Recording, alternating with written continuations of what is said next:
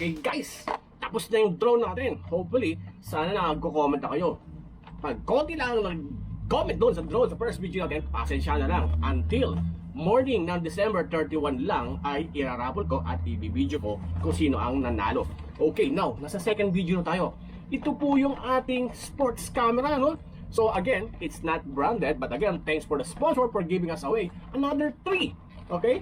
Another 3 sports camera. Again, take note. Full HD na siya. Full HD na siya. SQ12. Ano ba to? Waterproof mini sports camera. Okay, kung familiar kayo sa mga cube camera dati at pati yung GoPro, ano ba to? GoPro, basta yung ano maliit lang, parang 1x1 lang ang size, no? 1x1 each or mas maliit pa, pero powerful. Same din ito ng SQ12. Tara, buksan na natin. Again, bubuksan ko lang, hindi ko na papakalamanan, hindi ko na bubuhayin. Kayo nang mag-explore. Baka masira ito at hindi ito akin. Sa inyo po ito, mga subscriber ko. So again guys, if this is your first time to tune in to my channel at gusto pang humabol, subscribe na po tayo. And then, support me on my road to 5,000 subscriber, no? Tara, buksan na natin to. Ayan. Kita yung effects ko? Narinig yung effects ko? Kumikidlat. Okay? Simulan na po natin ito. Okay? Again, for the box, this is SQ12. Okay, SQ12 waterproof mini DB camera. Okay, camera full HD 1920 by 1080. Okay, super wide angle lens. Pang YouTube. Tama. Okay. So at the back makikita niyo yung mga spec, no? So as you can see on the spec, lens is super wide angle, and then yung video output niya ay MPEG. Okay, 30 FPS siya. Okay. And then, kung may picture din format, JPEG, and then, pwede sa Windows, okay, Mac, and Linux. So, yung battery capacity niya is 200 mAh. So, pwede na. About 60 minutes ang ano niya, working time for voltage. May charging voltage na rin siya na 5 volts, okay, blah, blah, blah, and then, of course, kailangan nyo ng memory card. Wala akong memory card, kaya lang bumili. Okay, buksan na po natin. Okay, una, okay, ang walang kamatayang mga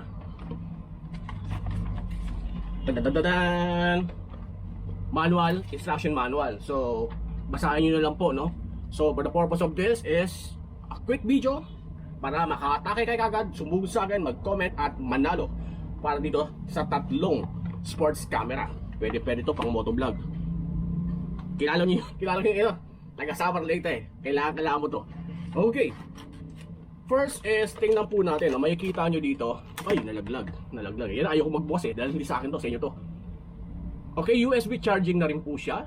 Okay, and then meron na rin, pwede nyo i-rekta sa TV, oh. Ayan, oh. May RCA siya kung gusto nyo mapanood yung laman. At maraming adapter po, no? Pang helmet.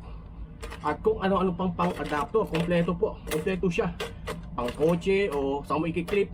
Motor para maganda to sa pagbumotor, pagbibisikleta. Okay, ito ang pinakabida sa lahat. Okay, may mga adapter siya, makikita nyo.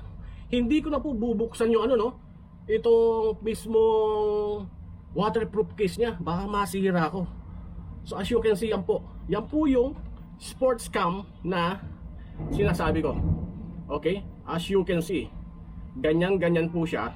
At tawag dito, sa inyo na po ito, mag-comment lang po, again subscribe. Okay, complete the video, watch the video in full bago mag-comment po.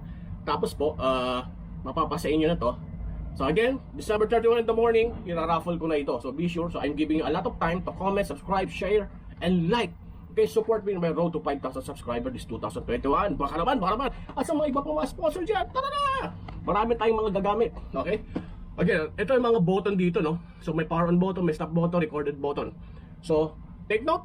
Again, this is it. So, comment na, and ayan na, kumikidlat na, kumukulog na. Ibig sabihin, may nanalo na. Okay guys, so simulan natin. Happy New Year again, and this is VNfatBIKER Studio thanking you. Okay, many thanks. Okay, God bless you all to the support that you have provided me on my 2021. Kahit may pandemic, panalo pa rin tayo sa YouTube. Okay, let's get it on guys.